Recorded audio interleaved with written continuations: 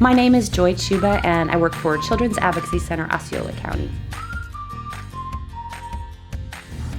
Children's Advocacy Center Osceola is involved with families as part of one of the programs with Embrace Families. And our program at the Children's Advocacy Center, more commonly known as the CAC Osceola, is to work with children and families who are going through a formal child abuse investigation. And we provide support and services to those children and families as they navigate that often difficult process. Embrace Families also oversees foster and adoptions in Osceola County.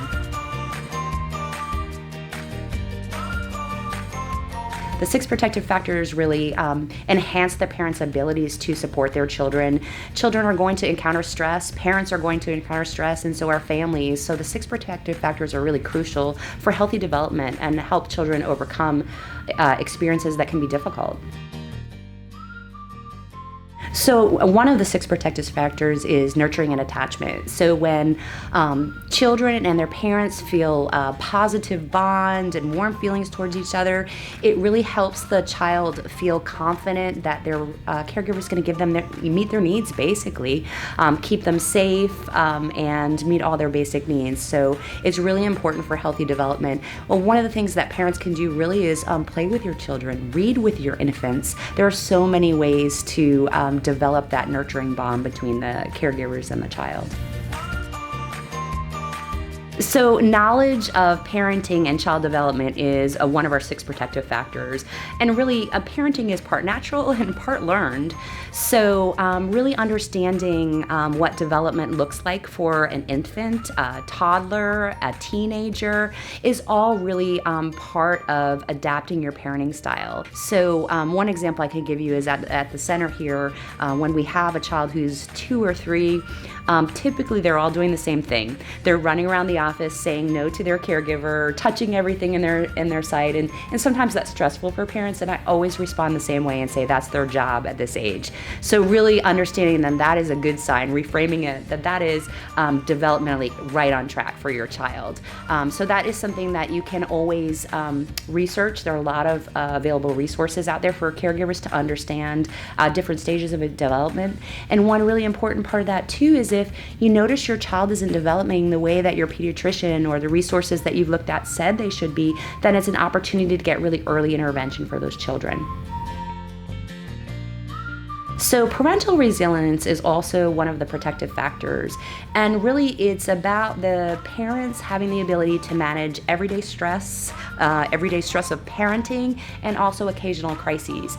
And so when a parent is resilient, what it really means is that they have resources and kind of the strength to overcome these stressful situations and still function and be able to meet their child's needs. So that is one of the protective factors. Another thing about parental resilience is that really children learn from their caregivers. They're deeply influenced by the family system. So they are seeing and you're modeling for them ways that they can build resiliency into their own individuality. Social connections is one of the protective factors, and really everyone needs support. And so very much so do parents. So if you are a person who's isolated, that can be difficult for you to be resilient, like one of the other protective factors we talked about. So having social supports, having family and friends you can rely on is one of the qualities that help strengthen a family. So concrete supports really mean anything that is basic to safety and life. So food, shelter, transportation, and really your basic needs, a hierarchy of needs, as Maslow would say. So social and emotional competence really is about the child's ability to interact with their world, which of course is largely influenced by how their caregivers interact with the child and what they teach them. So really there are elements of social emotional competence that go both ways. Caregivers and parents should teach their children about expressing their emotions in a way that's safe, and be able to regulate their emotions, so calming down when they're upset, So some examples of that in a family really could be as simple as when you have a young toddler who's crying, maybe having a fit, is to hold them, give them a teddy bear, coach them through that. You're feeling upset, hug the teddy bear. There are some really simple ways you can teach children how to regulate their emotions. And again, children learn from their environment. So if they see caregivers who can manage their emotions, express them in a safe way, then children are more likely to model that. Well, the protective factors really tell us that although we can't completely eliminate all the stressors in life and all the difficult challenges families might face, there are things you can do within your family to promote healthy development and resilient children. So all of these factors are important.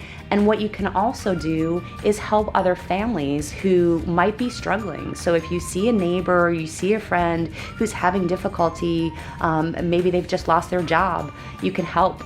Offer to make them dinner, offer to care for their children. There are lots of things we can do to help each other so that we have strong, healthy communities.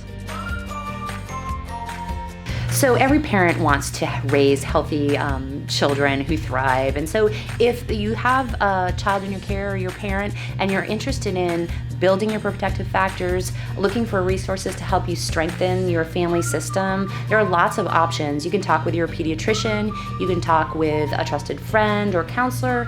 You can also look at the ounce.org, which is a website that provides all kinds of information for families who are looking to ensure their children have the best opportunity to live a healthy, happy life. It's really important that you take the time to check in with your children regularly and keep those lines of communication open. If you'd like more information on the Check-In Project, please go to thecheckinproject.org.